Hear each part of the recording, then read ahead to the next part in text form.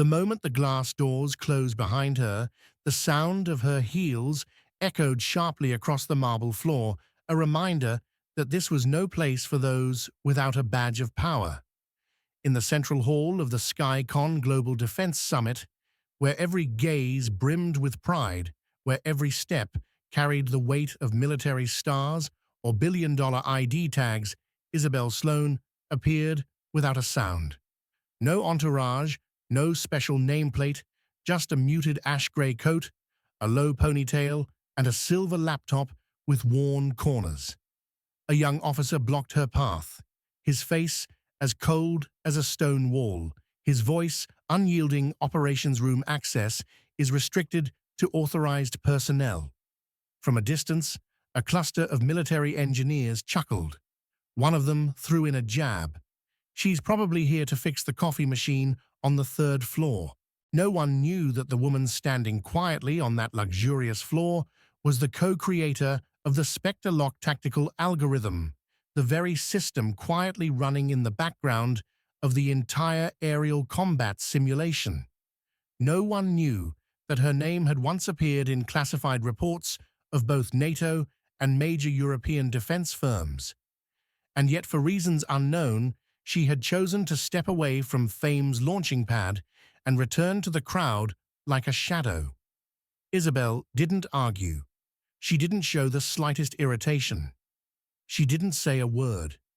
She merely gave a small nod, stepped back, turned, and walked away, her pace calm, coat fluttering lightly in the air, conditioning one hand gripping her backpack strap as if she were holding on to a secret. In a hidden corner behind the technical terminal, where the noise was muffled by thick walls and only the soft hum of generators remained, she found an old wooden chair, placed her laptop down, rebooted the system, and let her fingers glide across the keys as if playing a melody only she knew. No one saw it, but just a few hours later, from that very shadowed spot, she would lock down Europe's most advanced strike formation with a single line of code long before anyone in the VIP room could figure out where it even came from. She sat there, a shadow brushed aside by the gears of glory, surrounded by fuel containers and neatly coiled cables beneath the harsh glare of yellow light. Every burst of laughter echoing from the operations wing felt like a slice into the silence around her, but Isabel didn't flinch. Before her, the silver screen glowed softly, casting a pale blue hue across her cheek, the faint reflection of lines of code in motion, each string a universe only she understood. Everyone at SkyCon had heard of Spectratech's strategic simulation system, but no one here knew that she was the one who built its core algorithm back in a Langley lab 4 years ago. No one asked her name. No one looked closely into her eyes, those eyes that needed no validation, eyes steady like steel forged through fire. At the neighboring technical station, a group of young engineers were laughing loudly, calling her the girl with the retro laptop, or worse, the socket inspector. One of them, a bald guy named Carter, burst out laughing as she plugged in a cable. "What is it this time? Writing sci-fi again?" The whole group cackled, their eyes dismissive, as if her presence was some kind of half-hearted joke. Isabel looked up. Her eyes weren't cold nor angry, just deep and still, like the surface of a lake before a storm. She replied, "I'm here to fix what's been forgotten." No one answered. No one grasped the weight of those words. Yet Spectre Lock kept running, silently sweeping through backup satellite signals, through local climate models, through outdated radar maps buried in auxiliary servers. She caught an anomaly, a micro-lag pattern in the Rafale formation's movement, something not even the main radar had flagged. Isabel began constructing a tactical prediction model, each parameter clicking into place like gears in a machine. No approval required, no synced systems needed. She transmitted the findings through a forgotten engineering channel. And then, like a quiet ripple forming in the deep sea, the first thermal map emerged, forecasting an imminent simulated strike. No replies came, no one read it. But Isabel kept her eyes on the screen, lips pressed tight, shoulders unshaken, because she knew she didn't need to be believed. She just needed to be right. The sun climbed higher, casting angled beams through the metal mesh above the logistics station, streaking Isabel's hair with slivers of gold.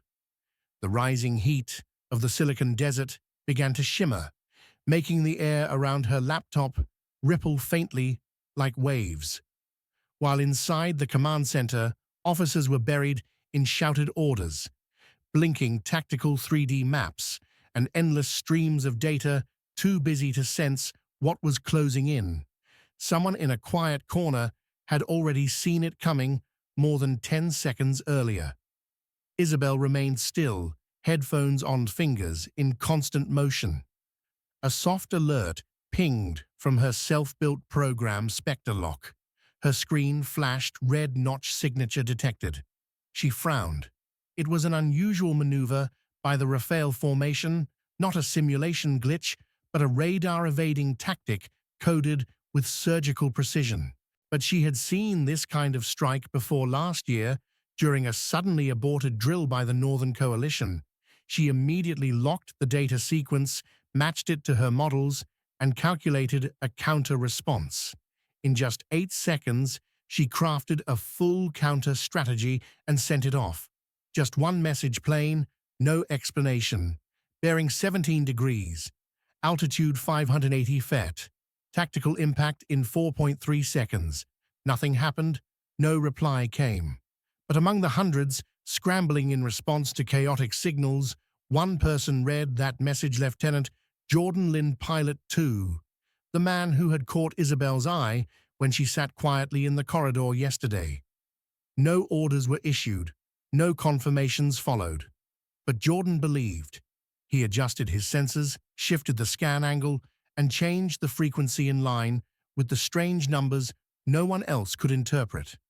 And then the target lock signal lit up. The central screen blazed, hit confirmed. The command room erupted, officers jumped to their feet, cheered, clapped, and shook hands. But no one turned to ask who had identified the target first. Back in the logistics corner, Isabel didn't smile. She simply exhaled softly, her right hand closing gently like she had just struck a note in perfect pitch. Her phone buzzed. A short message from Jordan Nicecall. Isabel looked at the text. The corner of her lips lifted not a smile, but an acknowledgement. Then she turned back to the screen, where data continued to flow. The next match wouldn't let her blink, and next time they'd hit harder.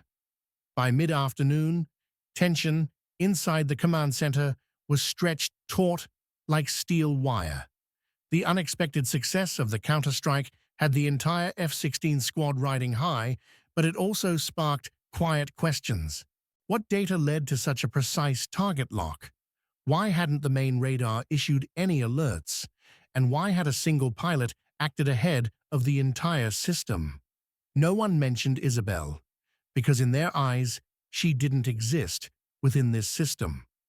But in a tucked-away office inside the coordination block, Monica Patel, head of simulation engineering, and the very person who once dismissed the Spectre lock algorithm, sat frowning at a freshly printed report. A thermal map, a 3D spatial model, real-time coordinates, all sent from a secondary account, a sidelined technical branch with no priority access, and all of it perfectly matched the strike that had just occurred. Monica knew this was Spectre Lock's doing, but instead of calling the programmer in for questioning, she folded the report and exhaled coolly. She doesn't get credit if this was just a lucky guess. The decision was swift. Isabel's access was revoked. No notice, no justification. When she tried syncing Spectre Lock to the auxiliary monitor, the red message flashed: access denied. Permission revoked. No explanation, no warning. But Isabel wasn't surprised. She removed her headphones, sat up straighter, unplugged the cable from the main signal splitter, and connected it to a hidden auxiliary port deep within the old circuit board. One only someone who had repaired it by hand would even know existed. Her eyes still gleamed, like when she wrote the very first line of code, not angry, not shaken, just focused. She relaunched the software in offline manual override mode. The data began flowing again. Spectre Lock lived on. Meanwhile, out by the airstrip, officers were still clapping each other on the back, celebrating a victory they believed belonged to the system, unaware that the real system had just lost one of its eyes. But the one who was blind was not Isabel. It was those who had rushed to lock her out because they feared facing a truth too sharp to ignore. She had been right, and they had not. As the afternoon faded over the western technical zone, sunlight cast long silhouettes across oil-stained concrete floors where secondary radar stations and auxiliary antenna towers were draped in worn silver tarps. Isabel remained seated behind the generator bay amid the hiss of the wind and the distant hum of machinery. Her name was no longer on the access list. No channel responded to her data, but that didn't mean she had vanished. On the contrary, from the moment she was pushed out, she became more visible than ever, at least to those who dared to pay attention. Lieutenant Hayes, a young engineer often overlooked by his superiors, accidentally came across the old thermal map Isabel had sent. He printed it, pinned it behind a secondary monitor, and realized that each coordinate matched perfectly with the Rafale formation's radar-evasive maneuvers across the last 3 simulations. It didn't take a genius to see it, just someone willing to look closely. Hayes sighed, took off his headset, and left the command post without a word. At the same time, Rodriguez, a grizzled maintenance technician known for his bluntness but unwavering fairness, while repairing the southern switchboard, discovered a folded scrap of paper tucked behind a junction box. It was a hand-drawn flight path diagram, lines sharp as blades, with a handwritten note in small, precise script: notch loop delay, counter window, 4.3s. It wasn't a random technical note. It was a warning, and it aligned exactly with the target lock from that morning. Rodriguez didn't need long to figure out who it came from. He marched straight into the office of Major General Mariana Lee, a woman known for her disdain of internal politics and her loyalty to results. He placed the paper on her desk and said just one sentence: "This wasn't part of the simulation. It's real, and it needs to be heard again." General Lee said nothing. She retrieved the old report, cross-checked it with the simulation data, and immediately submitted a request to reinstate Isabel's access quietly, without public notice, without a review panel. Just a single line: access restored. Spectre Lock ready. At the rear of the airfield, Isabel saw the notification appear on her screen. She didn't smile. She didn't sigh. She simply kept typing. Her hands didn't pause for a beat. The data stream continued, and this time no one had to say anything. She knew someone was listening, even if they weren't ready to speak yet.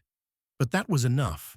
Because she had never needed applause, she only needed to be trusted and to leave her mark in silence, as precise as the flight paths she'd already predicted. That evening, the air inside the coordination center thickened, as if everyone could sense that something was about to shift, yet no one dared name it. During the debrief for the 4th simulation round, the row of pilots lounged back, flight suits, unzipped, the scent of sweat and bravado mingling under LED lights and the constant whirring of printers. At the head of the table, the main screen displayed the combat results. The F-16 squad had executed 2 target locks with such uncanny precision they defied the logic of standard radar protocols. As senior officers scrambled for explanations, Major General Mariana Lee entered the room holding a red-bound file in her hand. The room fell quiet with each step she took. Without any drawn-out preamble, she placed the file on the glass table and spoke, her voice honed sharp like a freshly whetted blade. Spectre Lock, the 7th-generation radar reflex system, running silently beneath the simulation, is an algorithm written at Langley in 2020. Author Isabel Sloane. Breaths were held. The packed room seemed to shrink, leaving only the hum of the air conditioning and an unbearable awkward stillness. The pilot, who had often tossed jabs, stopped twirling his sunglasses, his hands frozen on his knees. Monica Patel, stunned, speechless, stared at the name of the woman she had stripped of access just days ago. Simmons, the one who had mocked her in the tech bay, gulped his coffee cup, trembling in his hand. At the back row, Isabel sat calmly. No words, no smugness. She merely tilted her head, her dark hair falling softly across her cheek. Her gaze was fixed on the screen, as if General Lee were reciting the biography of someone entirely unrelated. And that precisely made the silence even heavier than any public rebuttal could. General Lee paused, then looked Isabel straight in the eye. "Your system has been reinstated. You will lead the next simulation." Isabel rose gracefully, as though she had always been prepared. No screech of chair legs, no rush. She walked toward the central command desk, the very place from which she had once been dismissed, cast out like someone without a name, and placed her hands on the keyboard. The entire room followed her every step. She didn't ask for an apology. She didn't need an introduction. She didn't need anyone to defend her. Because this time, everyone had heard the truth, and no one dared look away again. The next simulation began the following morning, and this time, no one dared ignore the woman in the worn coat with the silver laptop. Isabel sat at the central command desk, the white light from the monitors casting soft shadows on her angled cheekbones, blurring the line between artificial glow and the quiet poise of someone who had once been shut out of every room of power. Spectre Lock was reintegrated into the main system, and this time it ran in real time. In the simulated sky, the Rafale squadron began their signature maneuver, low-altitude approach, using notching patterns to deceive the main radar. But this time, before any officer could even register the anomaly, Isabel had already seen it, 17 seconds ahead. She adjusted parameters, shifted response amplitude, and transmitted precise coordinates to each pilot. Jordan Lynn from his cockpit didn't ask questions. No need to verify. He simply followed as if it were instinct. The first target lock hit, then the second, then 3 more, all within 19 seconds. The command room erupted. Officers leapt to their feet, cheering aloud. But this time, all eyes turned to one place, the woman at the console typing without pause, hair tucked behind her ear, her face revealing nothing but laser-sharp focus. At the back of the room, Simmons stood, frozen in the corner, eyes fixed on the display, repeatedly flashing the operator's ID, Sloane I. Operator confirmed. His goatee twitched slightly, as if he wanted to say something, but didn't dare. Monica Patel, clutching a clipboard, was no longer auditing the system. She stared at the cascading lines of code, fully aware it was the very thing her entire team hadn't managed to build in 3 years. The pilot, who had once scoffed at Isabel, watched her from across the room in silence. No smirk, no sunglasses. And when he was guided by the coordinates she fed, he achieved a target lock with less than 0.2 seconds of deviation, something no one had ever accomplished in the history of the simulations. Behind Isabel, General Lee stood with arms crossed, observing. Her expression wasn't smiling, but her eyes held a clear recognition, not the kind given out of obligation, but the kind reserved for someone who had once been dismissed by an entire system, and now forced that very system to confront itself. No words of vengeance, no gestures of triumph, only a string of flawless data, as if to whisper, "I don't need to shout, I just need to be right." That afternoon, after the final simulation run, as the desert sky melted into hues of amber and gold, the entire command center fell into an unusual hush. No more laughter echoed down the halls, no more teasing whispered behind coffee cups. Those who once mocked now simply looked at Isabel, not with doubt, but with a quiet mix of awe, discomfort, and remorse. After the debriefing, as people packed away documents, shut down monitors, and powered off auxiliary systems, the main hall doors swung open.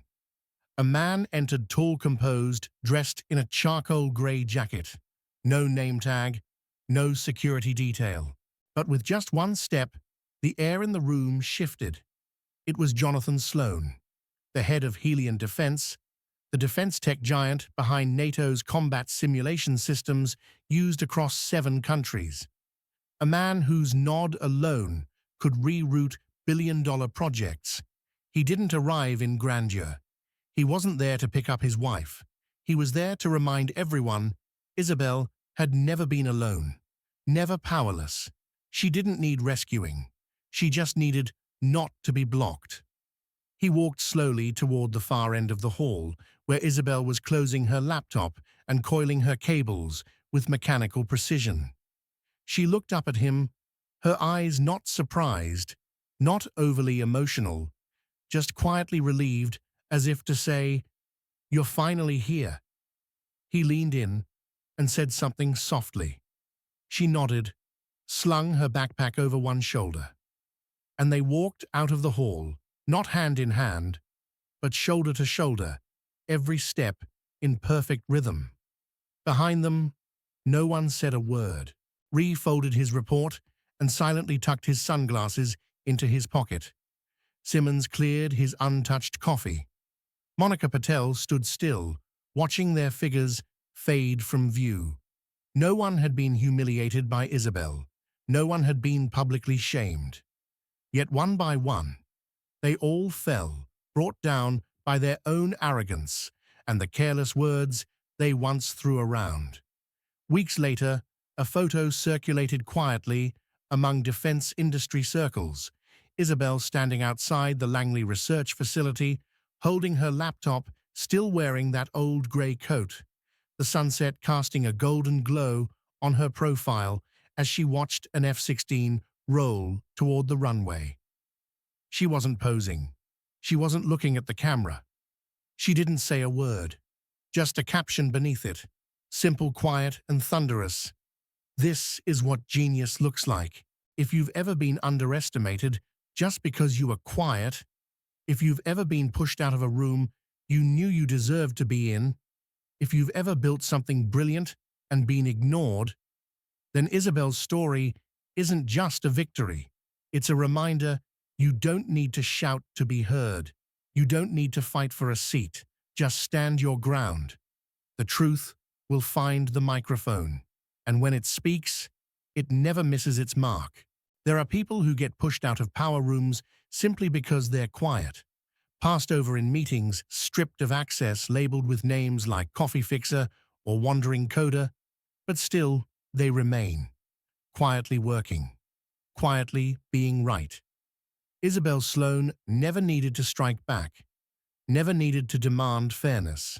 She let the truth speak, and by the time the system was forced to turn around, she still didn't seek credit. She simply kept doing what she did best, leading with results. The lesson here isn't about who wins or loses. It's this: if your value is real, you don't need to shout to be heard. You just need to stand firm and let your results speak for you. This story isn't just for quiet geniuses. It's for anyone who's ever been overlooked because they chose substance over show. If you saw yourself in Isabel's eyes, that gaze that doesn't argue, only aims true, leave a comment below. And if you believe the most powerful victories are the ones that need no retaliation, like share and subscribe to Toch Story so you never miss a tale that restores your faith in real worth and in yourself.